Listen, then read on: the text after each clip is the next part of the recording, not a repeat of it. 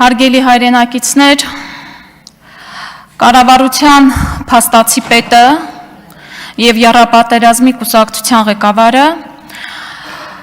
քիչ առաջ հանդես էր եկել ելույթով ներկայացնելով կառավարության ծրագիր կոչվող փաստաթուղթը։ Ճիշտ այնպես, ինչպես 5 տարի առաջ նույն խրոխտ ոճով ներկայացնում էր 2021 եւ 26 թվականների ծրագիրը։ Մեր առջև դրված էր երկու տարբեր արժեհամակարգեր։ Մեկը նախորդ ծրագիրը եւ մեկը ներկա ծրագիրը։ Առաջին ծրագիրը ներկայացնելուց հետո մի շարք անգամներ է եղել, որ կառավարության փաստացի պետը եկել եւ այս ամբիոնից ներողություն էր խնդրում ժողովրդից մեզ համար գոյաբանական կարևորագույն խնդիրները, հարցերը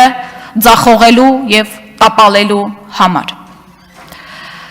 Կարծում եմ հիմա շատ ավելի ազնիվ կլիներ մեր հայրենակիցների նկատմամբ, որ ի սկզբանե նա գար այստեղ եւ կոնկրետ նշեր, թե որ կետերի համար է գալու ներողություն խնդրելու այս ծրագրում, ինչ որ ներառվել է։ Օրինակ արտաքին անվտանգության գլխում տեղ գտած մտքերի համար է գալու ներողություն խնդրի, անվտանգության համար, սահմանադրության ընդունում բաժնում տեղ գտած մտքերի համար է գալու ներողություն խնդրի, առավել եւս որ եղել է խոստովանությունը, որ ամենևին էլ բոլոր կետերը չեն իրականացվելու։ Հիմա հարց, ինչու չեն գալիս ասելու, որը չեն իրականացնելու եւ որի համար են գալու ներողություն խնդրելու։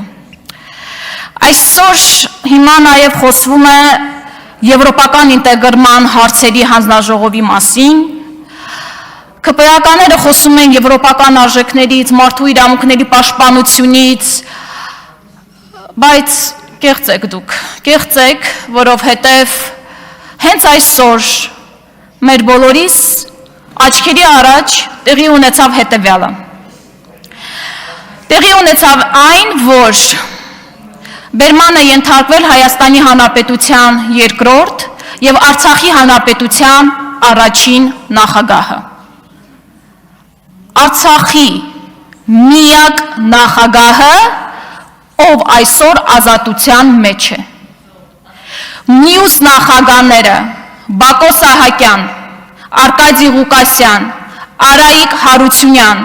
Իլհամ Ալիևի հրամանով գտնվում են Բաքվի բանտում։ Իսկ Արցախի Հանրապետության առաջին նախագահը Նիկոլ Փաշինյանի հրամանով այսօր բերման է ենթարկվել։ Դուք 8 տարի իշխանության գտնվող ուժ եք։ Ձեզանից էլ ավելի նախկին դուք հնարավորություն ունեիք այս 8 տարիների ընթացքում իրականացնելու արդարադատություն։ Դատարաններն էլ են ձեր ձեռքին, մեկ մարդու հրամանով դատարանների դռներն են փակվում եւ բացվում, SMS-ով դատավոր է աշխատանքից ազատվում։ Ինչու՞մն էր խնդիրը։ Քաղաքական հստակ ելույթից եւ հարցից հետո ջղաձգումների մեջ գտնվող անձը ուղիղ հրաման է տալիս այս ամբիոնից եւ մի քանի ժամ հետո դիմակավորված անձինք իրականացնում են այդ հրամանը։ Ձեր արդարադատությունը քաղաքական է եւ ընտրովի։ Դուք կեղծ եվրոպական արժեքների ջատագով եք։ Որ ասում ենք կեղծ, հենց սրա մասին էր խոսքը։ Իմիջիալոց խոսվեց նաև նախկիններից, նոր հիշատակվեց Անգելա Մերկելը, եւ ես ակամայից հիշեցի, որ կար եւս մեկ քաղաքական գործիչ, ով որ օրինակ էր բերում Անգելա Մերկելին, եւ դա հանրապետական կուսակցության անդամ Էդուարդ Շարմազանովն էր։ Անհարմար բան ստացվեց, պարոն Հարությունյան։ Եվ իմիջիայլոց պարոն Հարությունյան հարցրել եմ, պատմել է, ես էլ կպատմեմ հարմար առիթի, անցնենք առաջ։ Փաստաթղթի ու մտածել, թե ձեզանից հաշվետվողականություն չեն պահանջելու։ Եվ մի փորձեք իրականում պաշտպանվել ընտրությունների արդյունքներով, դա հաստատ ձեզ ձեռնտու դաշտ չի, որովհետև ժողովրդի գերակշիռ մեծամասնությունը ոչ է ասել ձեր օրակարգին, այն հսկայական բռնաճնշումների, հետապնդումների պայմաններում անգամ ժողովուրդը ձեզ չի ընտրել։ Եվ պարոն Կարապետյանը խոսեց 3 պառակտումների մասին, ես մի փոքր այլ մոտեցում ունեմ։ Ես կխոսեմ 3 պատերազմների մասին, որով որ այս թղթերի կույտով, որը կոչվում է կառավարության ծրագիր, հայտարարվել է մեր ժողովրդին։ Եվ այդ պատերազմները ամենևին էլ 20, 22, 23 թվականների ձեր վերած պատերազմները չեն, այլ։ Առաջին պատերազմը մեր պետականությանը։ Ինչ 4-րդ հանրապետության մասին եք խոսում։ Պատմություն եք ուզում կերտել, պատմության մեջ եք ուզում հիշվել, վստահաբար առանց դրա էլ հիշվելու եք, որպես մի ղեկավար, ում օրոք էթնիկ զտում է իրականացվել, ում օրոք թշնամական զորքերը ներխուժել են Հայաստանի պետական սահման, ում օրոք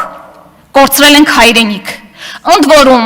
այդ թղթերի կույտում մեկ անգամ չի հիշատակվում հայրենիք բառ,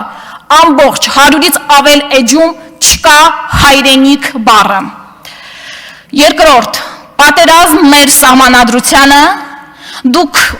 ուզում եք դուրս հանել սահմանադրությունից անկախության հռչակագիրը եւ այդ սահմանադրությունից դուրս հանելով որևէ լեգիտիմություն չի մնում այդ սահմանադրության մեջ, քանի որ անկախության հռչակագիրն է հենց լեգիտիմության աղբյուրը, անկախության հռչակագրով է հենց ծնվել Հայաստանի Հանրապետությունը։ Եվ երրորդ, պատերազմ Հայաստանի ծառաքելական Սուրբ եկեղեցուն։ Այս պատերազմների հանրագումարում դուք ի սկզբանե պարտված եք, որովհետև նզովյալ եք սերնդե սերունդ։